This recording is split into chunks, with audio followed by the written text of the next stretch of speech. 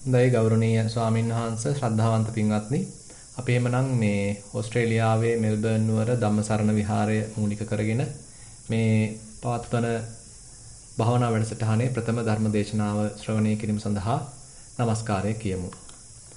නමෝ තස්ස භගවතෝ අරහතෝ සම්මා සම්බුද්දස්ස නමෝ තස්ස භගවතෝ අරහතෝ සම්මා සම්බුද්දස්ස නමෝ තස්ස භගවතෝ අරහතෝ සම්මා සම්බුද්දස්ස ඉද බික්කවේ රඤ්ඤෝ නාගෝ සෝතාච හෝති හන්තාච khන්තාච ගන්තාච තී.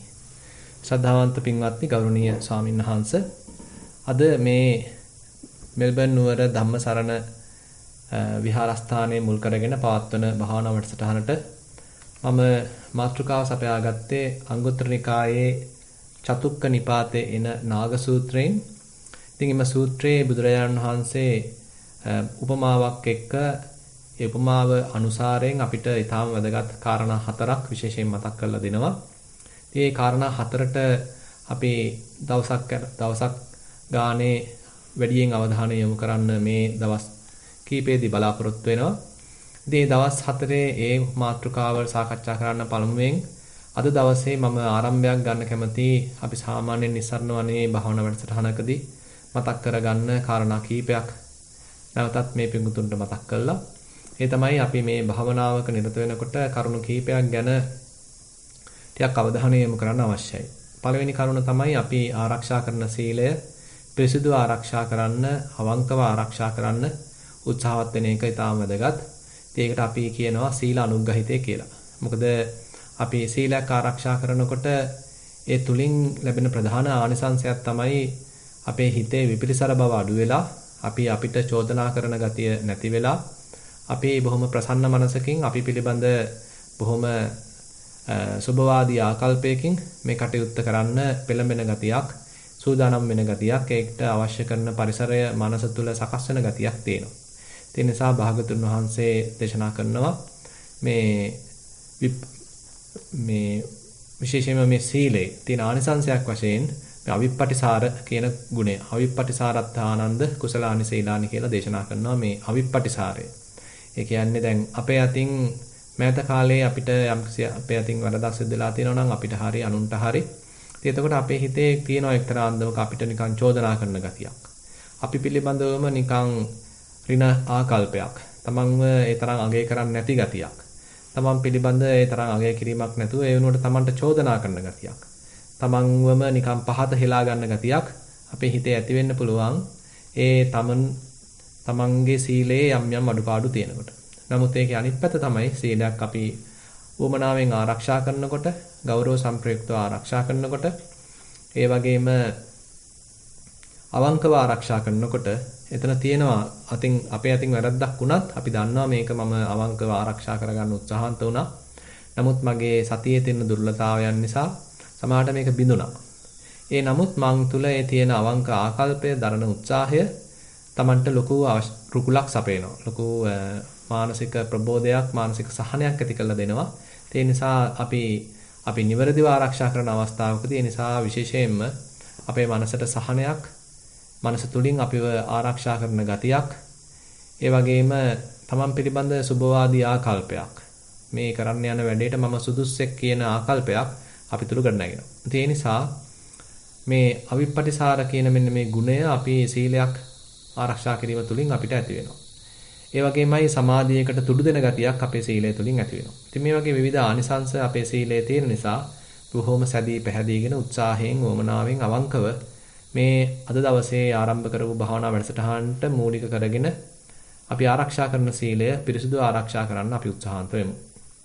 ඊට පස්සේ බුදුරජාණන් වහන්සේ දේශනා කරනවා සුත්ත අනුග්‍රහිතය කියලා. ඒක ඇත්තටම අද ධර්ම දේශනාවට විශේෂයෙන් සම්බන්ධයි. ඒ නිසා මම ඒ ගැන වැඩි විස්තරයක් කරන්න අවශ්‍ය නැහැ. අසූ පිරුස් තැන් සහිතව භාගතුන් වහන්සේ දේශනා කරපු දහම හොඳට අහුම්කම් දීලා පරිශීලනය කරලා තිබීම ඒ තුලින් ලබන අනුග්‍රහය සුත අනුග්‍රහිතේ වශයෙන් පෙන්වනවා. ඊට පස්සේ බුදුරජාණන් වහන්සේ මේ මතක් කරනවා සාමාන්‍යයෙන් අපි මේ භාවනාවක් කරද්දී විශේෂයෙන්ම අපිට ප්‍රායෝගිකව මේ ධහම තුල හැසිරෙන්න අවශ්‍ය වෙනවා. එතෙන්දී අපි ලබන අත්දැකීම් විශේෂයෙන්ම යම්කිසි විග්‍රහයකට ලක් කිරීම එමත් නැත්නම් කල්යාණ මිත්‍රයෙක් එක්ක සාකච්ඡා කිරීම අපි ගත්ත පියවර නිවැරදිද කියලා හොඳට සංසන්දනාත්මකව විමසලා බැලීම බුදුරජාණන් වහන්සේගේ දේශනාවත් එක්ක ගලපලා බැලීම ඊටාම් වැදගත් වෙනවා. ඒ නිසා මේ සාකච්ඡා අනුග්‍රහිතය බුදුරජාණන් වහන්සේ මතක් කරනවා විටින් විට ඇතම් කල්යාණ මිත්‍රයන් වහන්සේලා හම්බ වෙලා එහෙමත් නැත්නම් භාවනාව ගැන දන්න කෙනෙක් හම්බ වෙලා විශේෂයෙන්ම මේ භාවනාව සම්බන්ධයෙන් අපි යම් සාකච්ඡාවක් කරනවා නම් කමඨහන් සුද්ධ කිරීමක් කරනවා නම් එතකොට අපිට ඒ ගමන හිතේ සැකයක් නැතුව දෙගිඩියාවක් නැතුව බොහොම විශ්වාසවන්තව යන්න පුළුවන් කමක් තියෙනවා. අපේ හිතේ මේක හරිද මේක වැරදිද මේ ක්‍රමයේද හරි මේ ක්‍රමයේද වැරදි කියලා මෙහෙම යම් යම් දෙගිඩියාවක් තියෙනවා නම් විපිලිසර බවක් තියෙනවා නම් එතකොට ඉතින් අපි අපේ මුළු ශක්තිය යොදවන්නේ නැහැ. අපි නිකන් බාගෙට තමයි වැඩේ කරන්නේ. මොකද අපි ඒ තරම්ම ඒ ගැන සැදී පැහැදී ඉන්න ගතියක් නැහැ. නමුත් අපේ හිතේ තිබිච්ච යම් යම් සැක සංකා සියල්ල දුරු වෙලා පාර ස්ථිර වෙලා කරන්න ඕන දේ හොඳට සනාථ වෙලා තියෙනවා නම් හේතු ගිහිල්ලා තියෙනවා නම් එහෙනම් ඉතින් අපිත් හොඳට උත්සාහයෙන් ඒ කටයුත්තේ නිරත වෙනවා. ඉතින් ඒක තමයි ඇත්තටම මෙතෙන්දී මතක් කරගන්න තියෙන්නේ. අපි මේ කරන වැඩේ බොහොම උත්සාහවන්තව අනිත් අයත් එක්ක සුහදව කරනවා නම් ඒ අවස්ථාවේදී අපිට මේ සාකච්ඡා අනුග්‍රහිතේනුත් යම්කිසි පිටුවහලක් ලබන්න පුළුවන්. සාකච්ඡාවක් කරද්දී අපේ තියෙන ඒ අපි ලැබපු අත්දැකීම් නොපිරිහෙලා ඉදිරිපත් කළා. ඒවා හොඳට සාකච්ඡා කළා. එහෙම කරන්න ඒකාතකින් අපි ලැබපු අත්දැකීම් තවත් කෙනෙකුටත් ප්‍රයෝජනවත් වෙන අවස්ථාවක් තියෙනවා. මොකද සමහර වෙලාවට අපිට මේ අපේ අදහස අපේ අත්දැකීම හෙලි කරන්න පුළුවන් වුණාට තවත් කෙනෙක් ඉන්න පුළුවන් ඒ තරම් මේ ගැන ශක්තියක් නැති, ඒක කියා ගන්න හැකියාවක් නැති. නමුත් අපේ අදහස් හෙලි කිරීම තුලින් අපේ අත්දැකීම් බෙදා හදා ගැනීම තුලින් ඇත්තටම හුඟක් විට ඒ තවත් කෙනෙකුටත් ඒ ලොකු පිටිවහලක් ලැබෙන ගතියක් තියෙනවා. ඒ වගේම මේ කරන වැඩේ අපි උනන්දුවෙන් උත්සාහයෙන් අවංකව කළා නම් ඒකට යම්කිසි සාක්ෂියක් මේ කමඨහන් වාර්තාවක් තුලින් සැප වෙනවා. ඒ නිසාම මේක යල්පැන ගිය දහමක් නෙමෙයි, මේක කරන්න බැරි දෙයක් නෙමෙයි, මේක උත්සාහයෙන් කළ හැකි දෙයක්, කළා නම් ආනිසංස සහිත දෙයක් කියලා තවත් බොහෝ පිරිසකට හේතු ගැන්වෙන ස්වභාවිකුත් තියෙනවා. ඒ නිසා පින්වත්නි විශේෂයෙන්ම මේ සාකච්ඡා අනුග්‍රහිතය අපිට බොහෝ ප්‍රයෝජනවත් වෙනවා. ඒ සාකච්ඡා අනුග්‍රහිතය තමයි ඇත්තටම අපි මේ වැඩසටහනට සම්බන්ධව කියනවා නම් අද උදේ පවත්වන්නට යෙදුනේ. ඉතින් මේ දවස් 3 ඉදිරි දවස් 3ෙදිත් අපි මේ සාකච්ඡාවක් පවත්වන්න උත්සාහන්ත වෙනවා. ඒ නිසා පින්වත්නි අපි උත්සාහන්ත වෙමු මේ කටයුතු සාර්ථකව කරන්න. ඊට පස්සේ ඇත්තටම අවශ්‍ය වෙනවා ඊළඟ අනුග්‍රහිත දෙකක් ගැන සාකච්ඡා කරන්න. ඒ තමයි සමත අනුග්‍රහිතයත් විපස්සනා අනුග්‍රහිතයත්. ඒක ඉතින් සම්පූර්ණයෙන්ම භාවනාවට සම්බන්ධයි. ඒ කියන්නේ හිතේ ඒකාග්‍රතාවය පිළිබඳ ප්‍රකාශයක්, ඒ වගේම ප්‍රඥාව වර්ධනය පිළිබඳ ප්‍රකාශයක්, දේශනාවක් තමයි එතෙන්දී බුදුරජාණන් වහන්සේ මතු කරන්නේ. මොකද අපේ හිත සාමාන්‍යයෙන් විපිරිසර වෙලා, වික්ෂිප්ත වෙලා, එක එක අරමුණු වල බැසගෙන අරමුණෙන් අරමුණට පැන යන ස්වභාවයක් තියෙන. ඉතින් ඒ බඳු මනසක් මේ බුදුරජාණන් වහන්සේ පෙන්වන නික්ලේශී දහමක් අවබෝධ කරගන්න සමර්ථ වෙන්නේ නැහැ. ඉතින් එහෙනම් ඒ බඳු මනසක් ටිකක් ඒකාග්‍ර කළා, සමාධිමත් කළා ගන්න අවශ්‍ය වෙනවා. ඉතින් එතන තමයි අපිට තියෙන්නේ සමාධිමත් කරන ස්වභාවය. නැත්තම් සමත අනුග්‍රහිතය ගැන අවධානය යොමු කරන්න. ඒ නිසා ඒ මුල් කාලෙදී හිතේ ඒකාග්‍රතාවයක් තනා ගන්න සෑහෙන උත්සාහයක් දරන්න අවශ්‍යයි. ඉතින් ඒක අපි විටින් විට ඊළඟට පවත්වන්නත් අවශ්‍යයි.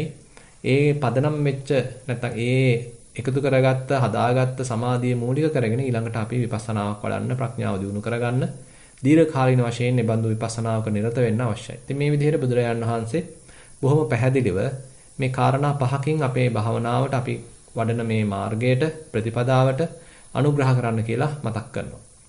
ඒ නිසා අපි උත්සාහන්ත වෙමු මේ දින කීපය මේ හතර ආකාර අනුග්‍රහයන් ලබා දෙමින්, අපේ සීලයෙන් අපි අනුග්‍රහ කරමින්, ඊළඟට ධර්ම දේශනාවක් මූලික කරගෙන බුදුරජාණන් වහන්සේගේ දහමෙන් අනුග්‍රහ කරමින්, ඊට පස්සේ සාකච්ඡාවකින් අනුග්‍රහ කරමින් අපි ලබන අත්දැකීම් අනිත් අයත් එක්ක ටිකක් බෙදා හදාගෙන සාකච්ඡා කළා.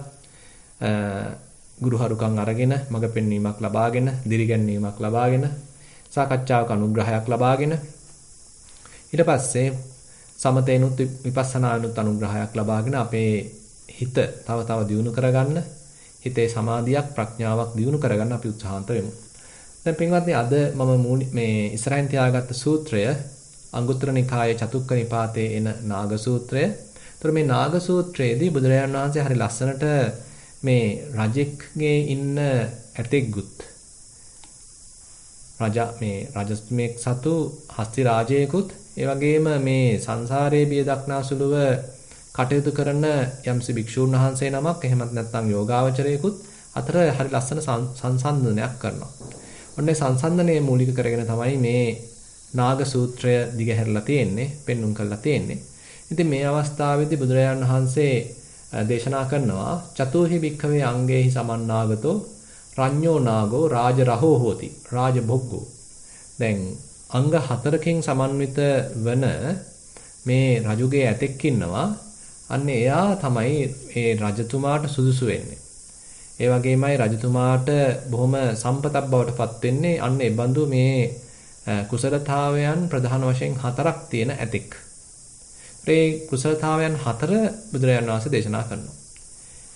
ඒ කුසලතාවයන් 4 තමයි ඉද බික්කවේ රඤ්ඤෝ නාගෝ සෝතාච හෝති හන්තාච කන්තාච ගන්තාච.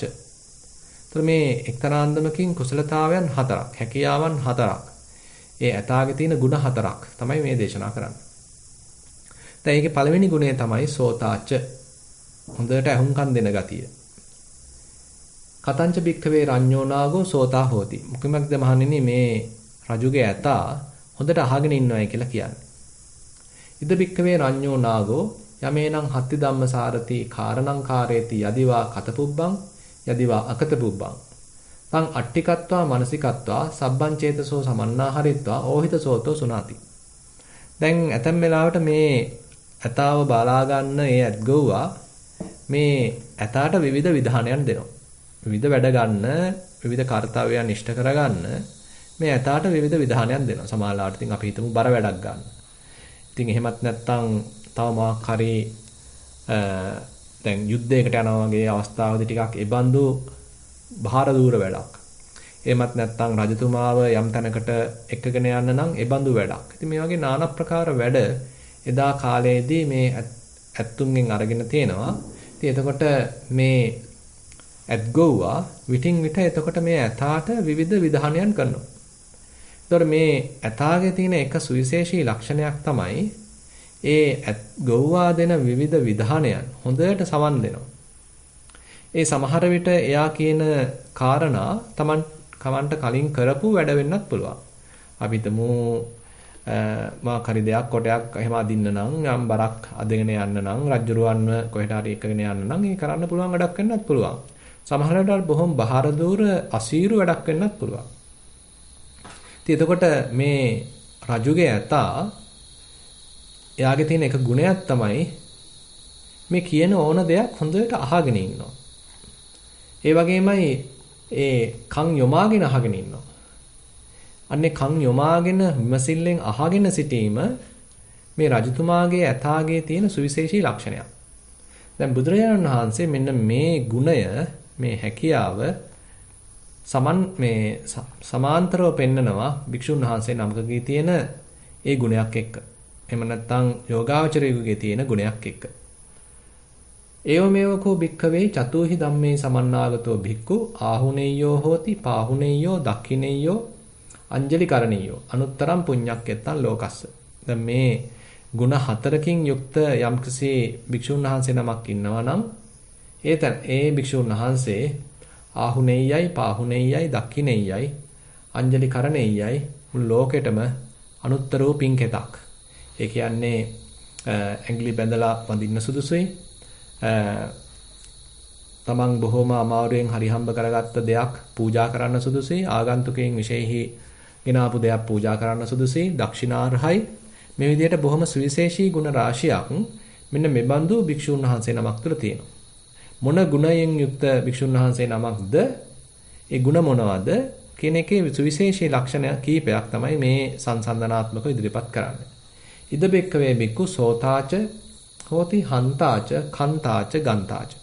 අර ඇතාගේ තියෙන ගුණත් එක්ක දැන් ඔන්න භික්ෂුන් වහන්සේ කෙනෙක්ගේ තියෙන ගුණ එක්තරා අන්දමක සංසන්දනාත්මකව අපිට ඉදිරිපත් කරනවා. ඇත්තටම මේ භික්ෂුන් වහන්සේ කෙනෙක් කිව්වහම මෙතන අපි කතා කරන ගුණ විශේෂයෙන්ම මේ ප්‍රතිපදාවකට අවතීර්ණ වෙච්ච භාවනාවක් වඩන ඒ යෝගාවචරයෙකුටත් අදාළයි කියලා කියන්න පුළුවන්. සෑහෙන දුරට අදාළයි කියන්න පුළුවන්. ඒකයි මම මේ සූත්‍රය දේශනා කරන්නේ, තෝරාගත්තේ.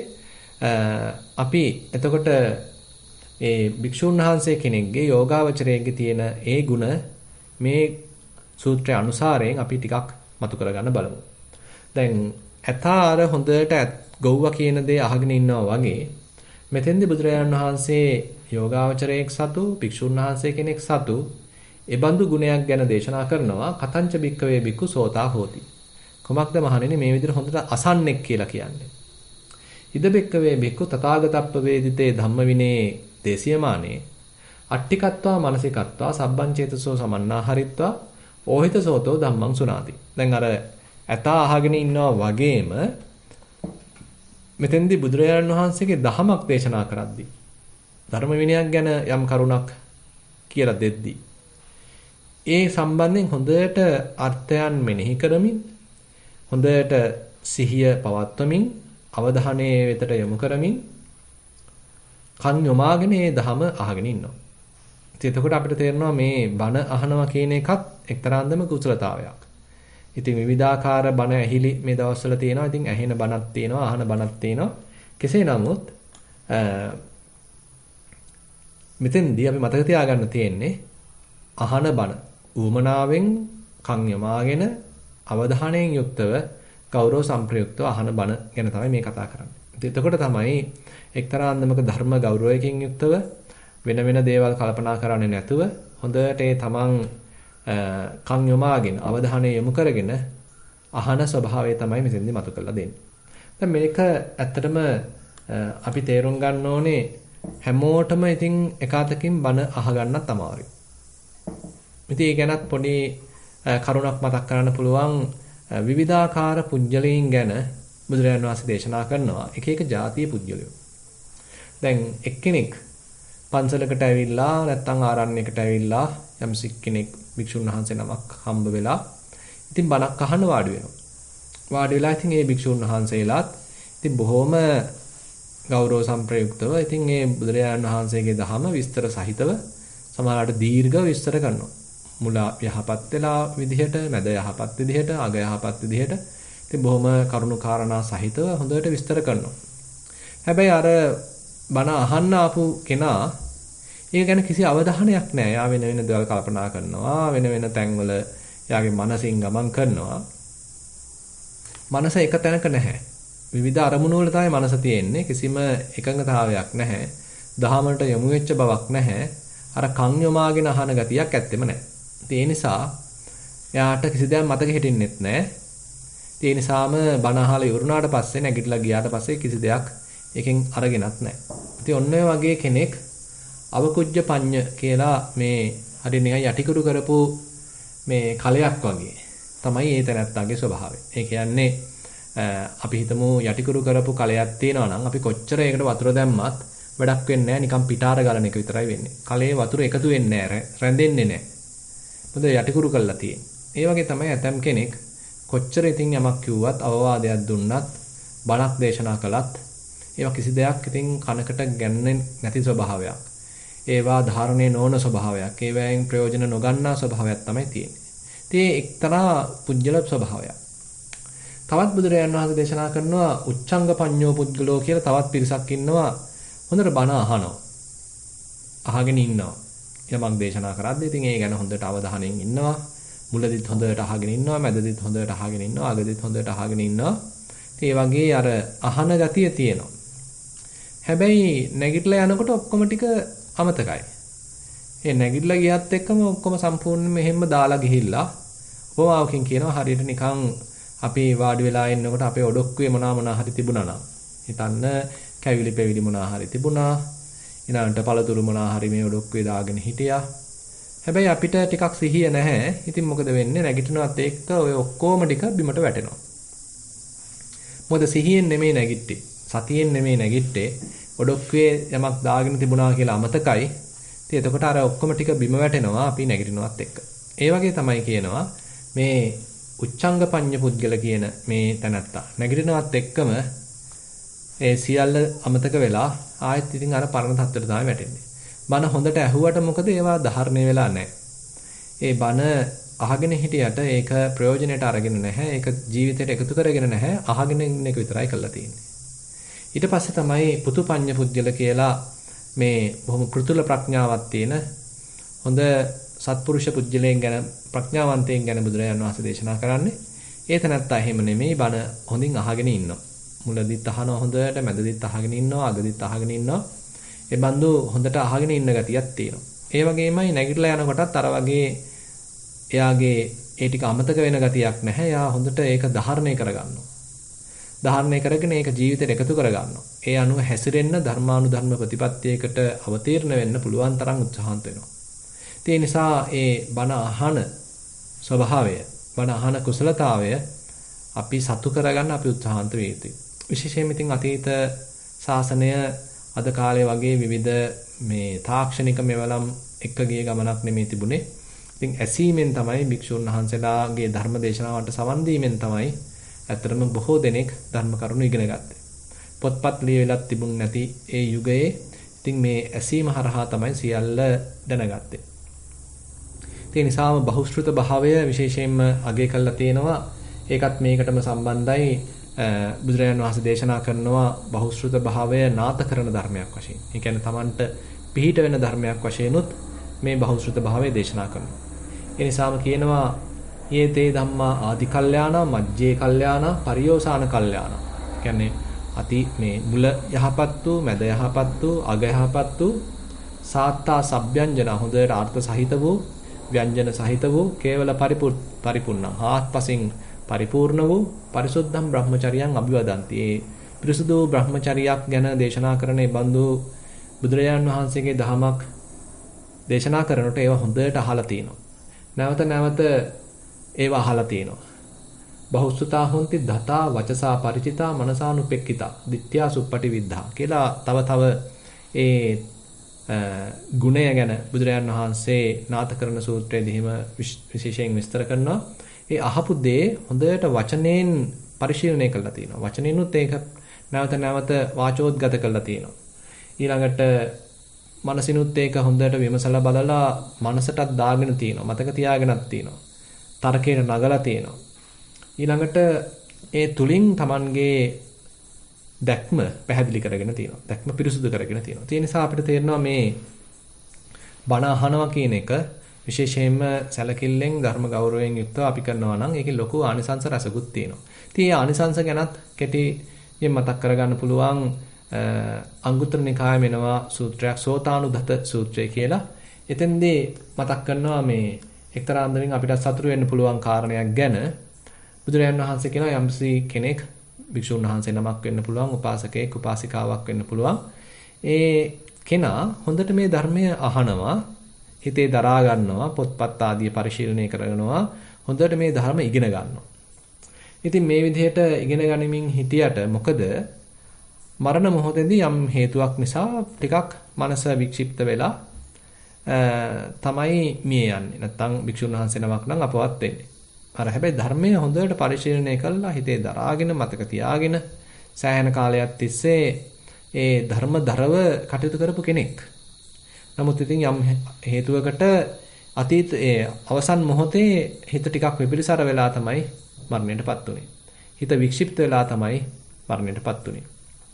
ඉතින් කාලයක් තිස්සේ අර විදිහට ඒ ධර්මානුධර්ම ප්‍රතිපදාවක කටයුතු කරපු නිසා ධර්මය හොඳට හදාරපු නිසා ඒකෙත් ආනිසංසයක් වශයෙන් බුදුරජාණන් වහන්සේ කියනවා යම්කිසි දිව්‍ය නිකායක ඒ තැනැත්තා උපත ලබනවා. උපත ලැබුවාම එතන තියෙන සුවිශේෂත්වය තමයි ඒ උපත ලැබලා වැඩි කාලයක් යන මත්තෙන් එයාට හොඳ මේ තමන් දැන් ඉන්නේ බොහොම සුඛිත මුදිත වෙච්ච තත්වයක දේවාත්ම භාවයක් ලැබලා තිනවා. ඒ තමන් සුවපත්ව ඉන්න බවත් එක්කම එයාට වැටහෙනවා මම මෙන්න මේ බඳු දහම පරිශීලනය කරා. මේ බඳු දහමක් මම හැදෑරුවා. මේ බඳු දහමක් මම හිතට ගත්තා. මතක තියාගත්තා. මේ බඳු දහමක් මම අහලා තියෙනවා කියලා ඒ තමන් වාචෝද්ගත කරපු දහම, ඉගෙනගත්ත දහම, තේරුම් ගත්ත දහම තමන්ටම මතක් වෙලා එනවා කියලා කියනවා. ඒ නිසා ඒක බොහොම ලොකු ආනිසංසයක්. අපි මේ බණ අහලා ඒක යම්ස කෙනෙක් හොඳට දරාගෙන ඉන්නවා නම් ඒකේ ආනිසංසයක් වශයෙන් එතකොට මේ සෝතානුදත සූත්‍රයේදී බුදුරජාණන් වහන්සේ මේ පළවෙනි අවස්ථාව පෙන්නනවා. ඒ කෙනා මිය ගියත් ඊළඟ භවයේදී දිව්‍ය නිකායක උපත ලැබුවාම යාට ඒක මතක් වෙලා එනවයි කියලා කියනවා. ඒතොර ඉගෙනගත්ත දේ අහ කියන්නේ මේක මතක් වෙලා එනවා කියලා කියනවා.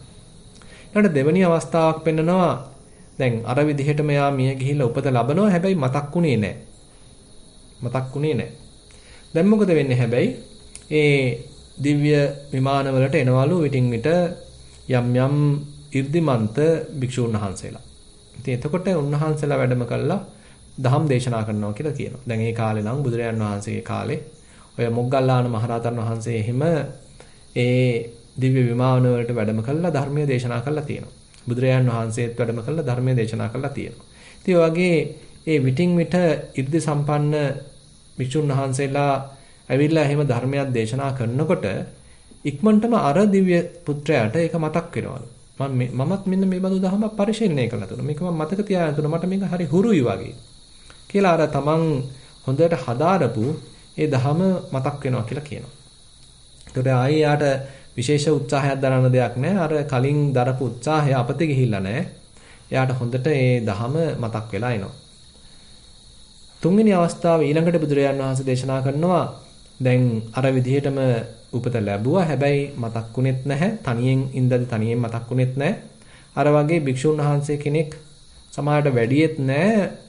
සමහර වෙලාවට ඇවිල්ලා කිව්වට මතක්ුනේත් නැහැ. හැබැයි ඇතැම් වෙලාවකට මේ ඒ දිව්‍ය මේ විමානයේ ඒ දෙව් පිරිසේ ඉන්න යම් යම් ධර්ම කතික දෙවියන්. ඒ ධර්ම කතික දෙවියන් ඔය වගේ බණ කියනවා. ඒතර ඒ බඳු ධර්ම කතික දෙවි කෙනෙක් බණ කියනකොට අන්න මේ කලින් බණ අහලා හොඳට හිතේ දරාගත්ත මතක තියාගත්ත ඒවා පරිශීලනය කරපො ඒ දිව්‍ය පුත්‍රයාටත් ඒක මතක් වෙලා එනවා. මමත් මේක දැන් අහලා තියෙනවා. මටත් මේක හරි හුරුයි. මේක මං එදා හොඳට මතක් මේ හැදෑරුවා. කියලා යාට ඔන්න මතක් වෙලා එනවා කියලා කියනවා. ඊට පස්සේ හතරවෙනි අවස්ථාවකුත් පෙන්නනවා. එයා අර වගේම උපත ලබනවා. හැබැයි යාට මතක්ුනේ නැහැ. අර වගේ භික්ෂුන් වහන්සේ කෙනෙක් ඇවිල්ලා බණ කිව්වෙත් නැහැ. දෙවි කෙනෙක් ඇවිල්ලා අර විදිහට බණ කිව්වෙත් නැහැ. ඒ අවස්ථාවන් උදා වුණේ නැහැ. හැබැයි ඒ දෙවියන් අතර ඉන්න තවත් දෙවි කෙනෙක් මෙයාට මතක් කරලා දෙනවලු. ඔයා මෙන්න මේ කටයුතු කළා මේ කුසල් කළා තමයි මේ දිව්‍යාත්ම භාවය ලැබුවේ කියලා මතක් කරලා දෙනවලු. එතකොට අන්න ඉක්මනට මේ තමන් හදාarpු දහම මතක් වෙලා එනවා කියලා කියනවා. ඒ අනුව අපිට තේරෙනවා අපි මේ දහම විශේෂයෙන් මතක තියාගත්තයි කියලා ඒකේ පාඩුවක් නැහැ. අපි ඒවා පොතක පතක ලියාගෙන මතක තබා ගන්න උත්සාහන්ත වුණා කියලා ඒක කිසි පාඩුවක් වෙන්නේ නැහැ. මොකද මේ තථාගතයන් වහන්සේ විසින් දේශනා කරපු දහමක් අපි මේ ඉගෙන ගන්නෙ. නිකම්ම මේ පෘථග්ජන පිරිසක් හදාරපු දෙයක් නෙමෙයි අපි මේ හදාරන්නේ. මේ පෘථග්ජන භාවයේ ඉක්මවපු ආර්ය භාවයටපත් වෙච්ච අරහත් භාවයටපත් වෙච්ච තථාගත ස්වභාවයටපත් වෙච්ච ඒ සම්මා සම්බුදුරජාණන් වහන්සේ කෙනෙක්ගේ දහමක් තමයි අපි හදාරන්නේ. ඒ නිසා අපි මේ ධර්ම ගෞරවයෙන් යුක්තව ඒ බඳු දහමක් අපි හදාරනවා නම් මතක තියාගෙන ඉන්නවා නම් මනසින් විමසලා බලනවා නම් ඒකේ ආනිසංස මෙතකයි කියන්න බෑ. දැන් මේ කරුණ අපි මතක් කරද්දී තවත් පැත්තකින් අපි විශේෂයෙන්ම මේ භාවනාවට අදාළව මතක තියාගන්න අවශ්‍යයි. මේ කතා කළේ ඇත්තටම සුතමේ ඥානයත්, චින්තාමේ ඥානයත් ගැන. ඒ කියන්නේ පොතකින් පතකින් බලීම හරහා එහෙම නැත්නම් බණකට සවන් දීම හරහා මේ ඔක්කොම අපි එකතු කරගන්න ධර්මය. නැත්නම් එකතු කරගත්ත දැනුමක්. ඒක තාම මේ අපි විසින් අවබෝධ කරගත්ත දැනුමක් නෙමෙයි. මේක මේ කාගෙන් හරි ණයට ගත දැනුමක් කියලා තමයි කියන්න වෙන්නේ. කොපි කරගත්ත දැනුමක් මේ තාම තියෙන්නේ. හැබැයි ඒක වුණත් සෑහෙන වටිනවා. ඒකමත් සෑහෙන ප්‍රයෝජනවත් වෙනවා. ඒ වගේම ඒක හිතින් විමසලා බලනකොට චින්තාමය ප්‍රඥාවක් වශයෙන් උත් වැඩෙනවා. හැබැයි භාවනාවකදී අපි විශේෂයෙන්ම උත්සාහවත් වෙන්නේ භාවනාමය ප්‍රඥාවක් ඇති කරගන්න. භාවනාමය ප්‍රඥාවක් දියුණු කරගන්න.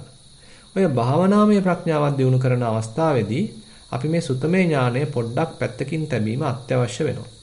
මොකද එහෙම නැත්නම් අපිට භාවනාව පහසුවෙන් සුවසේ කරගන්න අමාරුයි. භාවනාව කරද්දී තියෙන්න ඕනේ අපි තුල පුංචි දරුවෙක්ගේ තියෙනවා වගේ හරි ආධුනික මනසක්. අපි ගොඩාක් සුතමේ ඥානයේ සහිත කෙනෙක් කියලා හිතාගෙන මේ භාවනාව කරන්න ගියොත් ඒ සුතමේ ඥානය ඉස්සර කරගන්න ගියොත් ලොකු අමාරුවක වැටෙනවා. උදාහරණයක් වශයෙන් අපි සක්මන් භාවනාවක නිරත වෙනකොට අපි හිතමු අපි පාදයක් පොළවේ ස්පර්ශ වෙනකොට යමක් දැනෙනවා. ඒ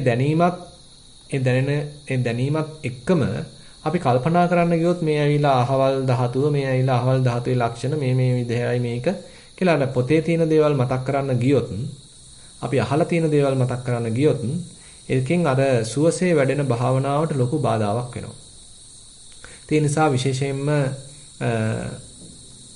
භාවනා කරන යෝගාවචරීන් ඒ සුත්තමේ ඥානය පැත්තකින් තියන්න ඉගෙන ගන්න එක ඉතාම වැදගත් වෙනවා. ඒ නිසා අපි පැමිණෙන්න ඕනේ ආධුනික මනසකින්. පැමිණෙන්න ඕනේ විවෘත මනසකින්. මොකක්වත් දන්නේ නැහැ කියන මනසකින්. පුංචි දරුවෙක්ගේ තියෙන මේ කුතුහලය මිශ්‍ර වෙච්ච විවෘත මනසකින්. එහෙම නැතුව අපි අර කලින් මතක් කළා වගේ සියල්ල දන්නවා මට ඉතින් තා මොනවද දැනගන්න තියෙන්නේ කියලා අර යටිකුරු කරපු කලයක් වගේ නම් අපි වැඩේ පටන් ගන්නෙ. එතකොට අපිට කොච්චර උත්සාහයක් කළත් ඒකේ තරම් ප්‍රතිඵල ගන්න අමාරු වෙවි. මොකද අපි හිතේ දාගත්ත යම්කිසි රාමුවක තමයි අපි හිර වෙලා ඉන්නේ. ඒ රාමුවට ඔබන්න තමයි අපි බලන්නේ මේ අපේ අත්දැකීම. ඒක නෙමෙයි වැදගත් වෙන්නේ මේ අත්දැකීමට සුවසේ එයාට කැමති විදිහට දිගහැරෙන්න දෙන්න ඕනේ. ඒ අත්දැකීමට සුවසේ වැඩෙන්න දෙන්න ඕනේ. සුවසේ මතුවෙන්න දෙන්න ඕනේ. ඒ අත්දැකීම අපිට වමනා විදිහට හරි ගස්සන්න එහෙට මෙහෙට යවන්න හරියන්නේ නැහැ. එහෙම කරන්න ගියොත් භාවනාව පැටලෙනවා. අපිට අවශ්‍ය වෙන්නේ බොහොම සැහැල්ලු මනසක්. විවෘත මනසක්. ලැබෙන දේ බාර ගන්න මනසක්. අත්දැකීම බාර ගන්න පුළුවන් මනසක්.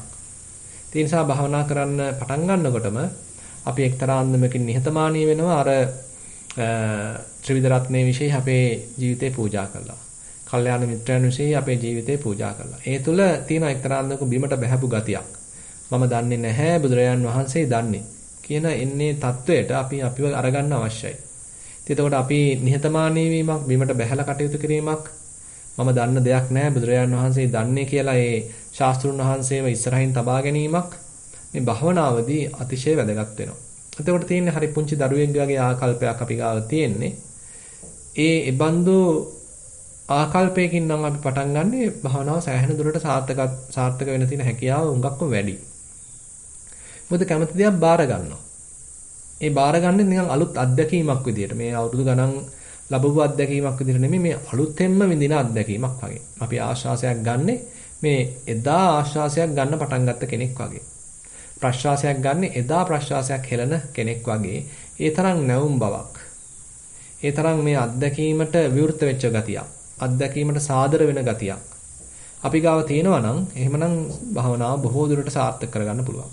එහෙම නැතුව අපි නිකන් මේක හෙලා දකිනවා නම් හුලන් දිහා බලලා කාටද හරියේ කියලා අපි ඒක අව탁සේරු කරනවා නම් අවඥාවට භාජනය කරනවා නම් ඉතින් එතන අපි තුල නැහැ මේ විවෘත මනස. අපි තුල නැහැ මේ පුංචි දරුවෙක්ගේ තියෙන නිකැලල් මනස. පැහැදිලි මනස අපි ගාව නැහැ. එහෙනම් අපි කොයිතරම් අපිට උපාදී අරව මේවා තිබුණත් ඒක ඔක්කොම පැත්තකින් තියලා බොහොම සරල සැහැල්ලු පුංචි දරුවෙක්ගේ වගේ අහිංසක මනසක් සහිතව ආධුනික මනසක් සහිතව මේ කටයුත්ත පටන් ගන්න පුළුවන් නම් එතෙන්දී සෑහෙන මේ ගමන සාර්ථක වෙනවා. දැන් එහෙම පටන් ගත්ත යෝගාවචරයේකට ඒ යම් අත්දැකීම් ලැබෙනකොට අපි හිතමු එයා දැන් භාවනාව කරගෙන යනවා. ඉතින් විටින් විට යම් අත්දැකීම් ලැබෙනවා.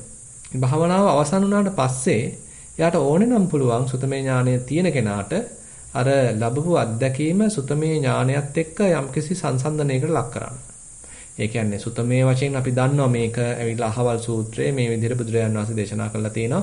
මෙන්න මේක වෙන්න ඇති දැන් මේ මං අත්දැක කියලා එයාට හොඳට ගලප ගන්න පුළුවන්. එතකොට විශ්වාසය ඇති වෙනවා. මොකද තමන් කරපු දේ එක්ක හරි කියලා වැටහෙනවා. එහෙම නැත්නම් තමන් යම් තැන්වල අඩුපාඩුකම් තියෙනවා කියලා වැටහෙනවා. එතකොට අපිට තේරෙනවා මේ සුතමේ ඥානය ප්‍රයෝජනවත් වෙනවා මේ භාවනාවෙන් පස්සේ හැබැයි. භාවනා කරන වෙලාවෙදී නෙමෙයි භාවනාවෙන් පස්සේදී ඒක බොහෝ සෙයින් ওই වார்த்தාවක් ලියන්න, තවත් කෙනෙක් එක්ක සාකච්ඡාවක යෙදෙන්න, කමටහනක් ගන්න. ඒ අවස්ථාවේදී ඇත්තටම මේ සුතමේ ඥානය සෑහෙන ප්‍රයෝජනවත් වෙනවා. එතකොට මේ බුදුරජාන් වහන්සේ දේශනා කරපු ධහම පරිශීලනය කර තිබීම ඒ අවස්ථාවේදී සෑහෙන ප්‍රයෝජනවත් වෙනවා. එතකොට තමන් දන්නවා මේ සැකහැර දැනගන්න පුළුවන් මේක තමයි වෙලා තියෙන්නේ. මෙතන තමයි මම දල වශයෙන් දැනට ගත කරන්නේ. මේ වගේ මට්ටමක තමයි භාවනාව තියෙන්නේ කියලා තමන්ටමත් වටහා ගන්න පුළුවන් හොඳට සුතමේ ඥානයක් තියෙනවා. දැන් බුදුරජාණන් වහන්සේ මේ විදිහට එතකොට සුතමේ ඥානයක් ගැන දේශනා කළා. අපෙන් එකාතකින් භාවනාව පැත්තෙනුත් මේකට වචනයක් ඉතින් මතක් කරගන්න එක වටිනවා. මේ දේශනා කරන ධහම ඇත්තටම එක පැත්තකින් සීලයකටත් බුදුරජාණන් වහන්සේ ධහම දේශනා කළා තියෙනවා. සමාධිය පැත්තෙනුත් ධහමක් දේශනා කළා තියෙනවා. විපස්සනා පැත්තෙනුත් ධහම දේශනා කළා තියෙනවා. ඒ නිසා අපි අද ටිකක් ඉතින් භාවනා පැත්තට විපස්සනා පැත්තට පොඩ්ඩක් බර කළා මේ සුතමේ ඥානය ගැන තවත් ටිකක් කරුණු මතක් කරගත්තොත් යම්ස කෙනෙක් අපි හිතමු ආනාපාන සතියක් වඩන්න උත්සාහන්ත වෙනවා. දැන් එතන අපි පොඩ්ඩක් සුතමේ වශයෙන් දැනගත්තොත් ඉතින් බුදුරජාණන් වහන්සේම දේශනා කරනවා මේ කය ඍජුව තියාගන්න, පළඟක් බැඳලා වාඩි වෙන්න, ටිකක් නිශ්ශබ්ද ප්‍රදේශයක මේ වැඩේ පටන් ගන්න, ශුන්‍යාගාරයකට යන්න, ගහක් මුලකට යන්න කියලා ඒ විදිහට බුදුරජාණන් වහන්සේම දේශනා කරලා තියෙනවා. ඒ නිසා අපි භාවනා කරද්දී මේ සුදුසු පරිසරයක්, ගැළපෙන පරිසරයක්, නිශ්ශබ්ද පරිසරයක් තෝරා ගැනීම ආරම්භක මට්ටමේදී සෑහෙන්න ප්‍රයෝජනයි. එහෙම නැත්නම් ඉතින් අපිට ටිකක් අපහසුයි මේ කටයුත්තේ නිරත වෙන්න. දැන් අපි හිතමු යා මේ විදිහට සුදුසු පරිසරයක් තෝරගත්තා, තැනක් තෝරගත්තා, ගිහිල්ලා වාඩි වෙලා පළඟක් බැඳලා වාඩිලා හොඳට සුවසේ වාඩි වුණා. දැන් එහෙම ඉන්න අවස්ථාවේදී අපි ටිකක් අර කලින් මතක් කළා වගේ හිතේ යම් සංසුම් බවක් ඇති වෙන්න, හිතේ ප්‍රසන්න බවක් ඇති වෙන්න, හිත ටිකක් සතුටු වෙන්න, සම්පහන්සනය වෙන්න. ඉතින් යම්කිසි සමත කමඨාණක් වැඩුවත් ඒකෙත් ඉතින් වරදක් නැහැ. අපි තුමු බුදු ගුණ පොඩ්ඩක් වැඩුවයි කියලා, මෛත්‍රියක් පොඩ්ඩක් වැඩුවා කියලා ඒකේ ඇත්තට වරදක් නැහැ. මොකද හිත තව ටිකක් නිකන් තැම්පත් වෙනවා, සැහැල්ලු වෙනවා, සරල වෙනවා. හිත සතුටු වෙනවා. ඊට පස්සේ අපිට පුළුවන් ප්‍රධාන කර්මස්ථානයක් තෝරගන්න. අපිට මේ කර්මස්ථානය අපි තෝරගත්තේ ආශ්වාස ප්‍රශ්වාස ක්‍රියාවලිය නම් එhmenan අපි එතෙන්දී නාසිකාග්‍රයට අවධානය යොමු කරගෙන එතන අවධානයෙන් ඉන්න එක අවශ්‍යයි. මෙතෙන්දී හරියටම ආශ්වාසය ප්‍රශ්වාසයේ වදින තැන එකපාරටම අල්ල ගන්න ගියොත් ඒක අපහසු වෙන්න පුළුවන් බොහෝ විට. මොකද තාම හිත ඒකාග්‍ර වෙලා නැහැ. තාම සතියෙන් හොඳට තීව්‍ර වෙලා නැහැ. ඒ නිසා අපිට අර තරම් තියුණුව ඒ තැන් හඳුනා ගන්න බැරි වෙයි. නමුත් මුලදී බුදුරජාණන් වහන්සේ එච්චර ගැඹුරක් කියන්නේ නැහැ. කියන්නේ බොහොම සරල දෙයක්. සෝ සතෝ වාස සති සතෝ පස්ස සති. ඒ භික්ෂුන් වහන්සේ එහෙම නැත්නම් ඒ යෝගාවචරය මේ සතිමත්ව හුස්ම ගන්නවා, සතිමත්ව හුස්ම හෙළනවා. ඒතර මේ සිහිය පැවැත්වීම සඳහා අපි මේ ආශ්වාස ප්‍රශ්වාස ක්‍රියාවලිය යොදා ගන්නවා. ඒක තමයි විශේෂයෙන් මතක් කරන්නේ. ආශ්වාසයක් සිද්ධ වෙනවා, ඒ ආශ්වාසය ගැන දැනුවත් වෙනවා. ප්‍රශ්වාසයක් සිද්ධ වෙනවා, ප්‍රශ්වාසය ගැන දැනුවත් වෙනවා. ඉතින් එතකොට අපිට තේරෙනවා දැන් අර හිත සාමාන්‍යයෙන් කැමති එහෙ මෙහෙ පැන ඉන්න. අරමුණෙන් අරමුණට යමින් වෙන වැඩවල නිරත වෙන තමයි අපේ හිත කැමති. නමුත් දැන් අපි එහෙම හිතට කැමති විදිහට දඟලන්න දෙන්නේ නැතිව ගෙනල්ලා නැවතත් මේ ආශ්වාසයේ තබනවා, ප්‍රශ්වාසයේ තබනවා. ඉතින් එතකොට මේ දේ අපි විසින් කරන්න අවශ්‍ය වෙනවා. ඒ කියන්නේ කාටවත් බෑ, බුදුරජාණන් වහන්සේටවත් බෑ මගේ හිත ගෙනල්ලා මේ ආශ්වාසයේ තියන්න, ප්‍රශ්වාසයේ තියන්න. ඒක ඉතින් මමම කරගන්න ඕනේ. ඉතින් ඒකයි මේ ගමන අපි තනියෙන් යන ගමනක්. භාගතුන් වහන්සේ බොහොම අනුකම්පාවෙන්, කරුණාවෙන් මාර්ගය දේශනා කළා තියෙනවා. හැබැයි මේ මාර්ගයේ ගමන් කරන එක මගේ යුතුයකමක් වෙනවා. මගේ වගකීමක් වෙනවා. අපි හිතමු ඉතින් අපි මේ වගකීම යුතුයකම තේරුම් අරගෙන අපි දැන් උත්සාහත් වෙද්දී ඔන්න හිත කොහේ හරි ආයි යනවා. ඉතින් ආයෙත් අපි ගෙනල්ලා මේ ආශ්වාසයේම තියෙනවා, ප්‍රශ්වාසයේම තියෙනවා. ඉතින් එතකොට මුලදී මේ ආශ්වාසය ප්‍රශ්වාසය වැඩ කරන්නේ හරියට නිකන් මේ නැංගුරමක් වගේ. නිකන් නෑ එහාට යන්න හදනවා ආයෙත් ගෙනල්ලා මෙතනින් තියෙනවා. මෙහාට යන්න හදනවා ආයෙත් ගෙනල්ලා එතනින්ම තියෙනවා. එහෙම නැත්නම් අපි හිතමු සතෙක්ව කණුවකට බැඳලා තියෙනවා. ඒ සතා ඒ කණුව කඩාගෙන යන්න හදනවා. හැබැයි අර බැඳලා තියෙන ධම්මැල නැත්නම් ඒ ලණුව හොඳට ශක්තිමත් නිසා යන්න විදිහක් නැහැ. ආයෙත් කණුව ගාවට එනවා. ඒ වගේ අපේ හිතත් ඒ රූපෙක් යන්න හදාවි, සද්දේක යන්න හදාවි, ගඳ සුවඳ එක්ක යන්න හදාවි, රස එක්ක යන්න හදාවි, ස්පර්ශයන් එක්ක යන්න හදාවි. එහෙමත් නැත්නම් හිතට එන අරමුණු එක්කත් එහෙ මෙහෙ දුවන්න හදාවි. හැබැයි අපි ඒක අනුමත කරන්නේ නැතිව, ඒකට අනුග්‍රහ කරන්න නැතුව අපි ආයෙත් ගෙනලා මේ ආශ්වාසයේ තියන්න උත්සාහන්ත වෙනවා. ප්‍රශ්වාසයේ තියන්න උත්සාහන්ත වෙනවා. ඉතින් එතකොට පින්වත්නි මේක ටිකක් මුලදී අපහසුයි. මොකද මේ ආශ්වාස ප්‍රශ්වාස ක්‍රියාවලිය කියන එක මහා ප්‍රණීත අරමුණක් නෙමෙයි. ඒක ටිකක් හරි කම්මැලි අරමුණක්. උදාසීන අරමුණක්. කිසිම රසයක් නැති අරමුණක් මුලදී ආශ්වාස ප්‍රශ්වාසය කියලා කියන්නේ. ඒ නිසා අපේ හිත පුදුම විප්ලවයක් කරනවා මේකෙන් පැනලා යන්න. එයාට ඕනේ රූප බල බලා සතුටු වෙන්න. එයාට ඕනේ ශබ්ද අහහ සතුටු වෙන්න. එයාට ඕනේ ගඳ සුවඳ බල බල සතුටු වෙන්න. එයාට ඕනේ රස බල බල සතුටු වෙන්න. එයාට ඕනේ ස්පර්ශ විඳ විඳ සතුටු වෙන්න. එයාට ඕනේ කල්පනා කර කර සතුටු වෙන්න. ඉතින් අපි එකක්වත් කරන්න නොදී එයාව ගෙනල්ලා මේ හුස්ම රැල්ලේ තියද්දි ඉතින් එයාට ටිකක් අමාරුයි. ඉතින් අපි සෑහෙන ඉවසීමෙන් වීරයවන්තව අපිටම අනුකම්පා කරගෙන අපිටම කරුණාවන්ත වෙලා මේ කටයුත්ත කරන්න අවශ්‍ය වෙනවා. ඒ නිසා එක පැත්තකින් අපිටම කරුණාවන්ත වෙන ගතියක්. මේ වැඩේ අමාරුයි.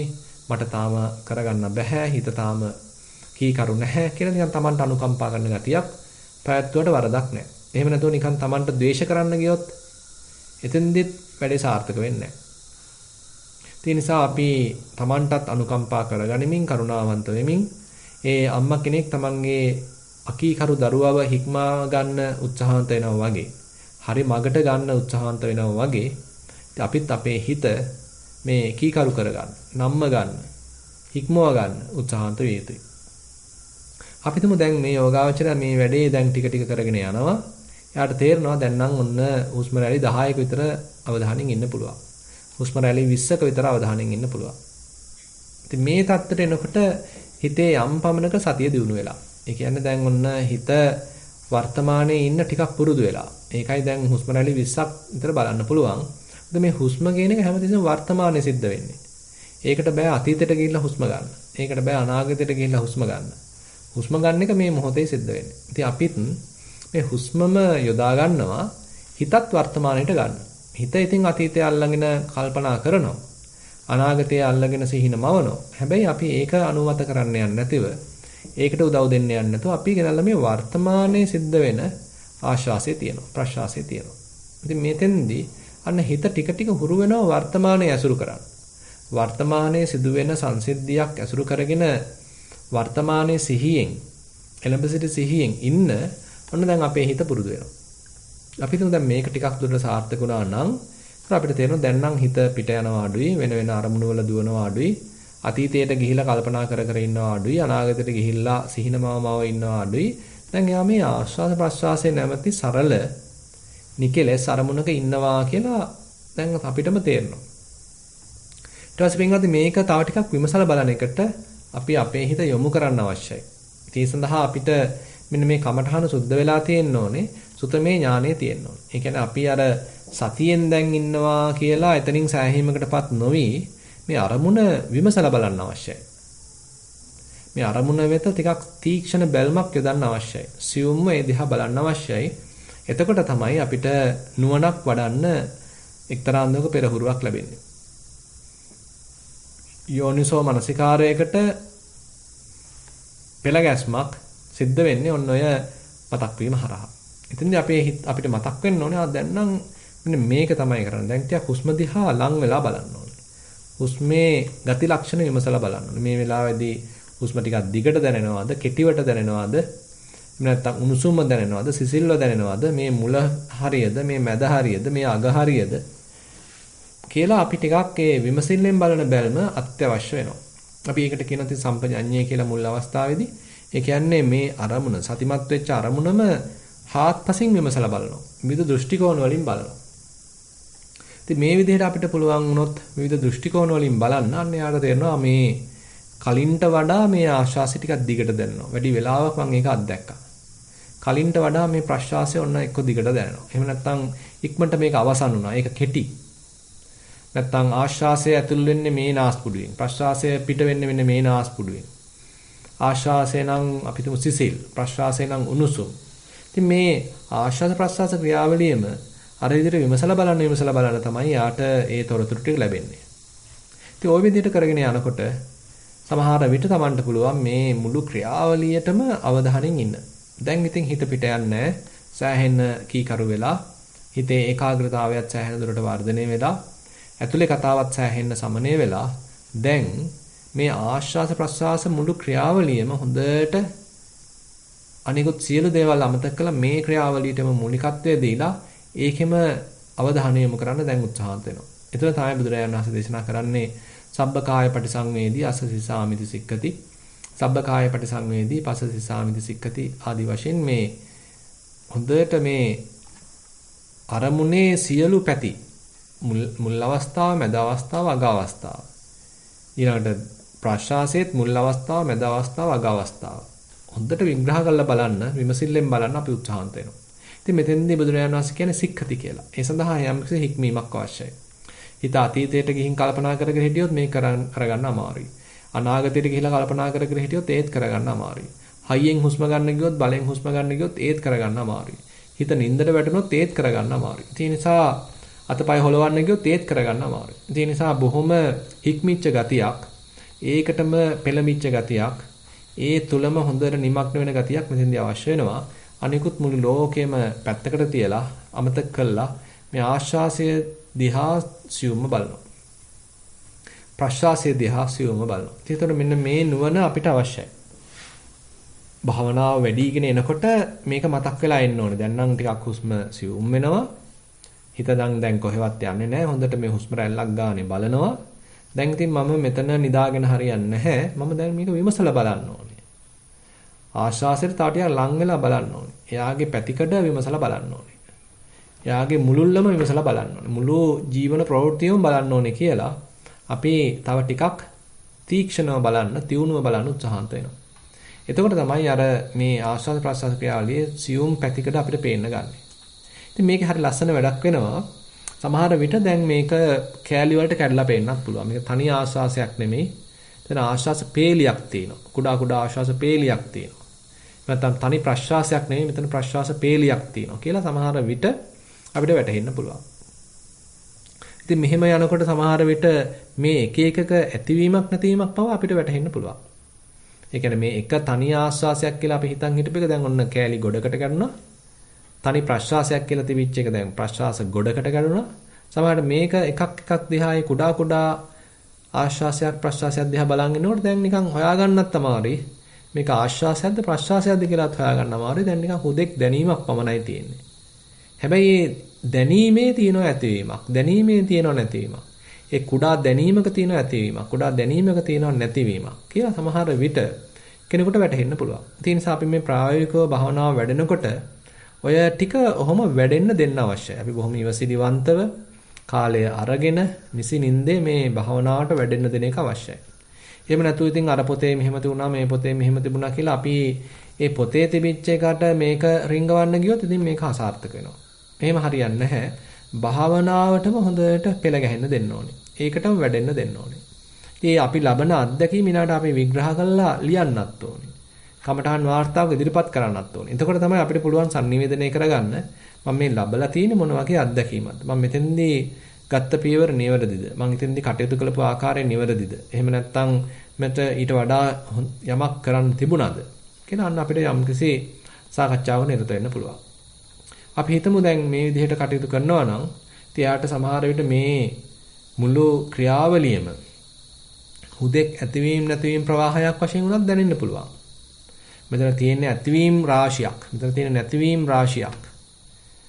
කුඩා කුඩා දැනීම් වල ඇතිවීම රාශියක්, නැතිවීම රාශියක් වශයෙන් සමහරට දැනෙන්න පුළුවන්.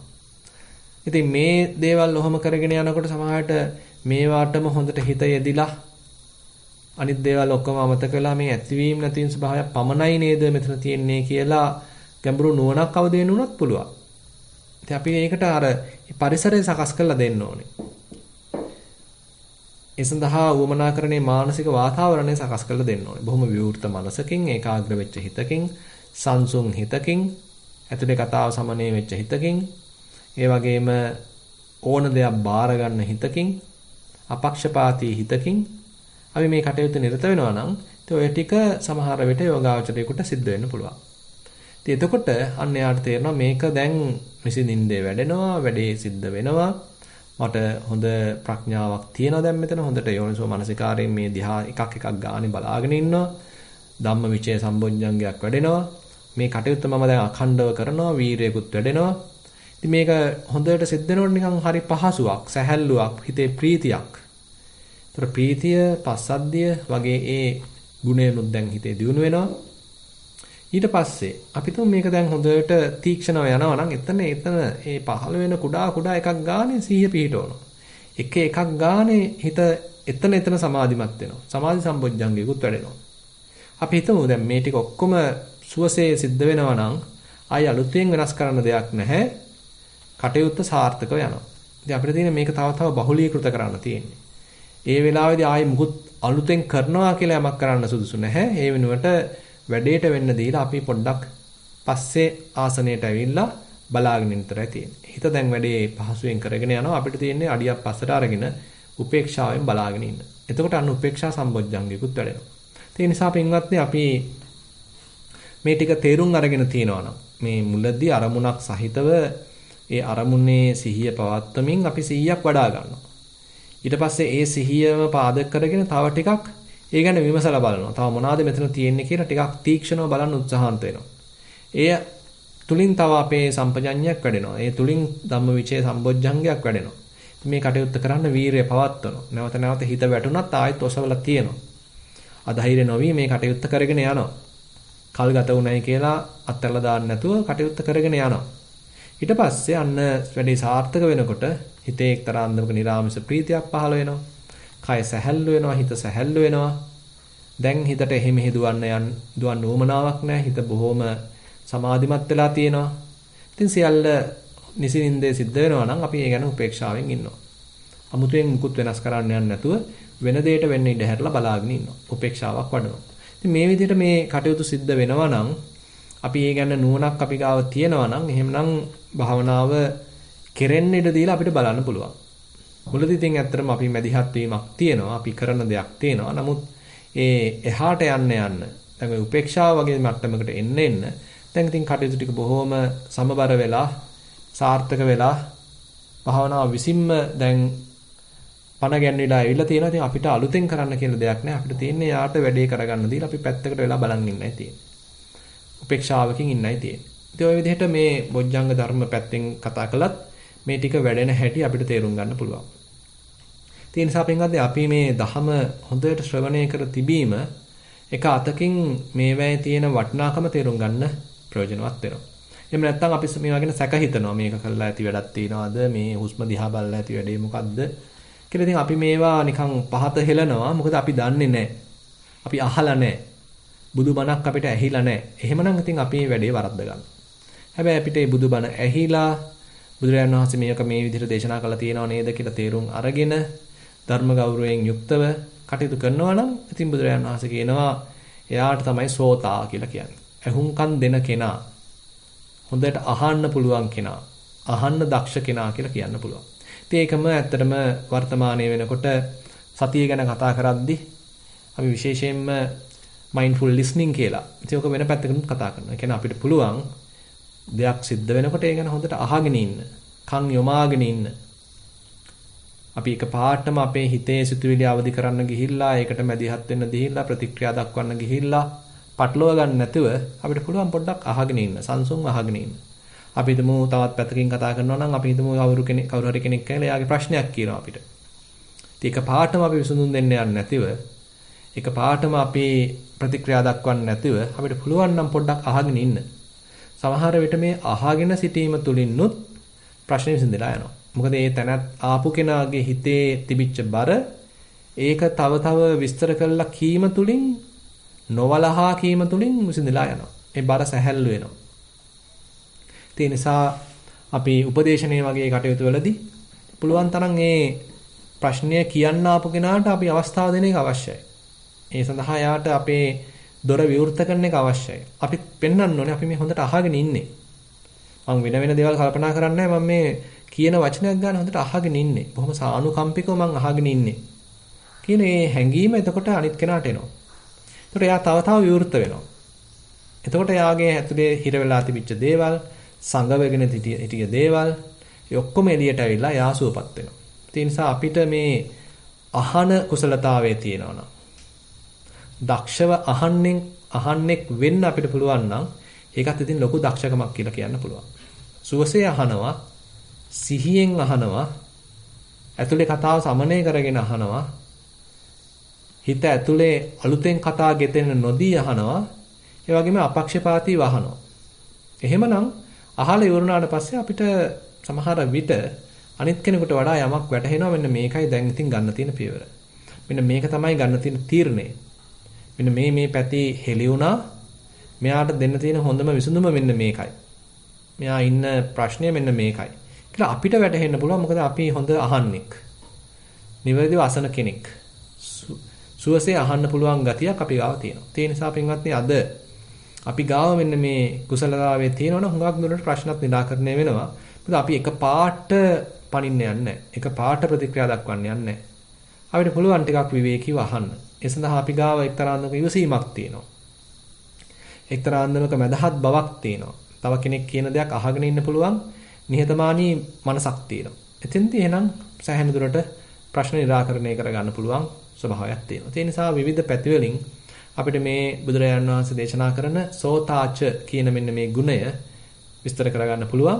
ඉතින් එහෙනම් අද දවසේ අපි මේ කරුණු කාරණා තේරුම් අරගෙන සුත්තමේ ඥානයත් අපි තුල දියුණු කරගෙන ඒ වගේම චින්තාමේ ඥානයත් දියුණු කරගෙන අපි භාවනා වඩද්දී මේ සියල්ල පොඩ්ඩක් පැත්තකින් තියලා බොහොම සැහැල්ලු විවෘත මනසකින් ආධුනික මනසකින් පුංචි දරුවෙක්ගේ තියෙන අහිංසක මනසකින් ඒ භාවනාමය නුවණක් දියුණු කරගන්නත් අපි උත්සාහන්ත වෙමු.